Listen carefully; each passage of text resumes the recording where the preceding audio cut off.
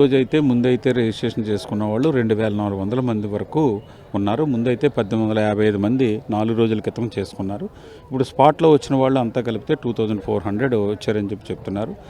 ఇందులో మినిమం 1400 నుంచి 1500 మందికి ఉద్యోగ అవకాశాలు కలగజేసేలాగా దగ్గరగా 48 కంపెనీలు వచ్చున్నాయి.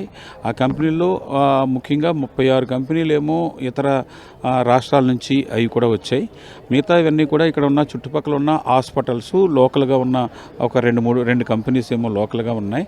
మిగతా ఏమో హాస్పిటల్స్ మెయిన్ హాస్పిటల్ ఈ 3 జిల్లాలో ఉన్న మెయిన్ హాస్పిటల్ కూడా ఇక్కడికి రావడం జరిగింది.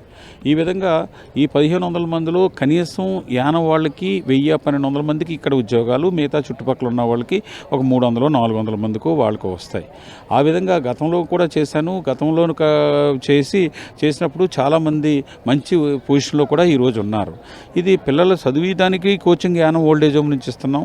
చదివిన తర్వాత వాళ్ళకి ఏదైనా గవర్నమెంట్ కానీ, సెంట్రల్ గవర్నమెంట్ కానీ, స్టేట్ గవర్నమెంట్స్ వచ్చిన పోస్టులో కూడా ట్రైనింగ్ ఇస్తున్నాం.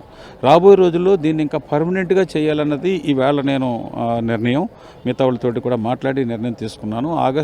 ప్రతి ఏప్రిల్ 13వ తారీఖున అంబేద్కర్ పుట్టినరోజు ముందు రోజు ఈ జాబ్ మేళా యానంలో కండక్ట్ చేసేలాగా, అలాగే అబ్దుల్ కలాం అక్టోబర్ 15వ తారీఖున వారి పుట్టినరోజుని జాబ్ మేళా